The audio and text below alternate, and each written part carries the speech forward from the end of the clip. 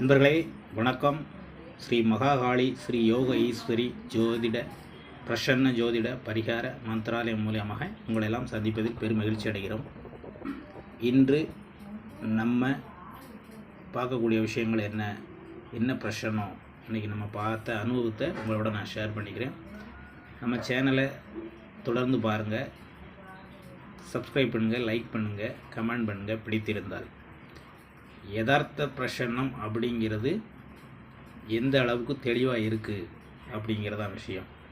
ஒரு ஜாதகத்தில் உள்ள அமைப்பில் கூட இந்த கஷ்டங்களுக்கும் நோய் நொடிகளுக்கும் காரணம் தெரியாமல் நிறைய பேர் முழிச்சுக்கிட்டு இருக்கோம். அதுக்கு அதிகப்படியான செலவு செஞ்சு நம்ம இதை தெரிஞ்சுக்கிட்டதுக்கு போராடிக்கிட்டு இருக்கோம். நம்மகிட்ட யதார்த்தமான முறையில் வருகின்ற நோய்களுக்கும் உடல் உபாதைகளுக்கும் என்ன காரணம் அப்படிங்கிறத நம்ம தெளிவுபட சொல்லிக்கிட்டு இருக்கோம். உங்களுக்கும் இந்த மாதிரி பிரச்சனைகள் நீங்கள் பார்க்கணும் அப்படின்னா கண்டிப்பான முறையில் வாட்ஸ்அப் மூலமாக எங்களை தொடர்பு கொண்டு உங்களுடைய பெயர், தாயார் பெயர் அப்படிங்கிறத தெளிவு பண்ணி நீங்கள் அனுப்புனீங்கன்னா உங்களுக்கு ஃபோன் மூலமாகவே உங்களுக்கு பலன் கூறப்படும்.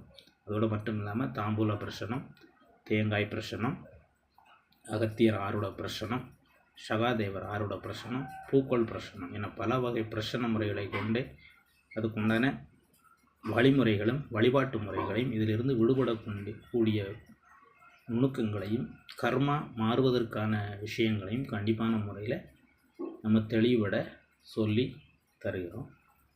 இப்போ இன்னைக்கு 20/9/24 செப்டம்பர் வெள்ளிக்கிழமை, புரட்டாசி 4ஆம் தேதி. இன்றைக்கி ஒரு பிரச்சனை நம்ம பார்த்த அனுபவத்தை உங்கள்கிட்ட பகிர்ந்துக்கலாம். பார்த்திங்கன்னா விருச்சிக லக்கணம். விருச்சிக லக்கணத்தில் பொதுவாகவே எப்படி இவங்களுடைய அமைப்பு இருக்கும் அப்படின்னா, இவங்களுடைய நடை, உடை, பாவனை, பேச்சு எல்லாமே பார்த்திங்கன்னா காரசாரமாக இருக்கக்கூடிய பேச்சு தான் இருக்கும். அதிகப்படியான கோபமும் அதிகப்படியான தாக்கம் உள்ள பேச்சு தான் பேசுவாங்க. இவங்ககிட்ட ஒரு பேச்சு வேங்கணும் அப்படின்னா மனசுக்கு ரொம்ப கஷ்டப்படமாக இருக்கும். முகத்தை முறிக்கிற அளவுக்கு இவங்க பேசக்கூடிய ஒரு அமைப்பு அப்படிங்கிறது இருக்கும். அதே இது 2ஆம் இடம் சொல்லக்கூடிய குரு.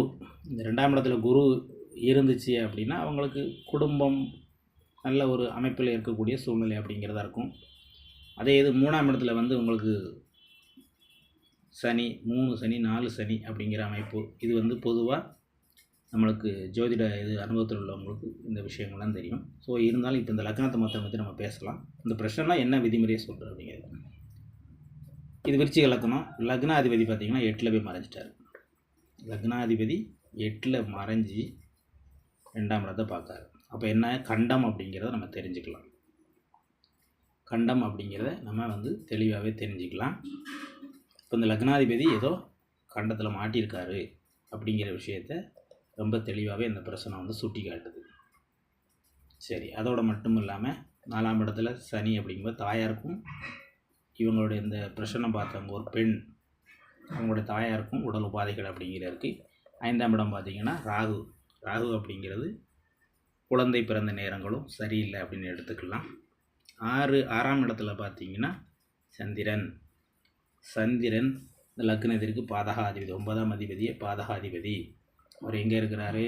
6ஆம் இடத்துல இருக்கார். அப்போ என்ன நோய் கொடுத்துருக்காரு அப்படிங்கிறத நம்ம தெளிவாக எடுக்கணும். இதில் விஷயங்கள் அதுதான், என்ன நோயை அவர் கொடுக்குறாரு அப்படிங்கிறத நம்ம எடுத்து பார்க்கும்போது நம்ம அதுக்குண்டான தெளிவு என்னன்னு பார்த்துக்கலாம். 7ஆம் இடத்துல குரு அப்படிங்கிறவர் இருக்கிறாரு.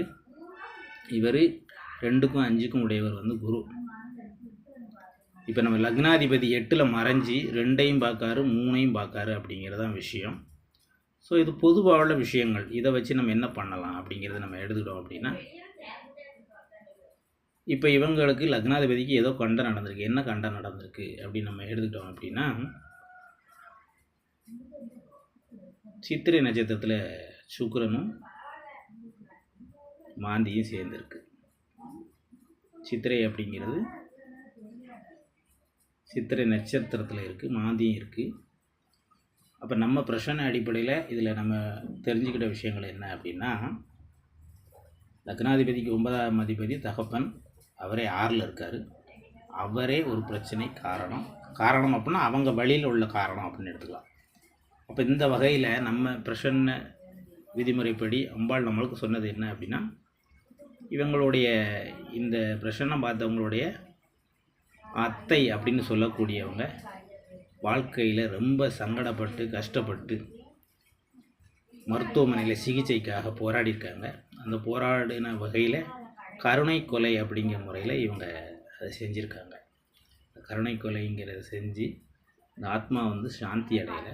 அது அடுத்து என்ன செய்யலாம் அப்படிங்கிற ஒரு சூழ்நிலைக்கு ஏற்றவாறு லக்னத்துக்கு 9ஆம் அதிபதியை பைக்கில் இருந்து கீழே தள்ளி விட்டுருச்சு.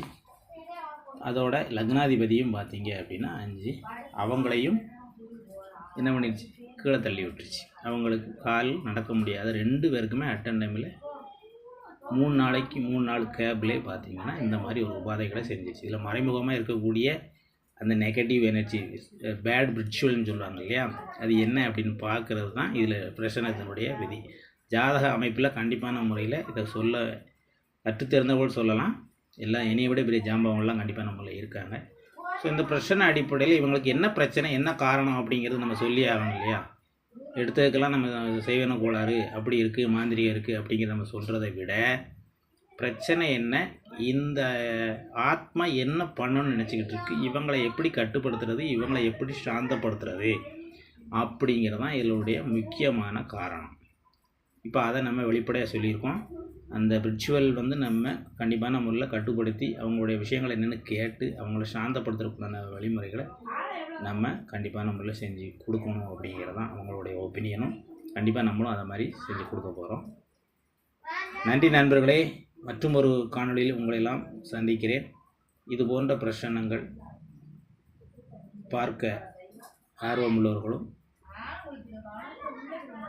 நோய்வாய்ப்பட்டு இருப்பவர்களும் அதற்கு காரணம் என்னென்னு தெரிஞ்சுக்கிறதுக்கு நம்மளுடைய யூடியூப் சேனலை சப்ஸ்கிரைப் பண்ணி நம்ம நம்பரையும் வாட்ஸ்அப் மூலமாக தொடர்பு கொண்டு நீங்கள் உங்களுக்கு உண்டான சந்தேகங்களை கண்டிப்பான முறையில் கேட்டு தெரிஞ்சுக்கலாம். நன்றி நண்பர்களே.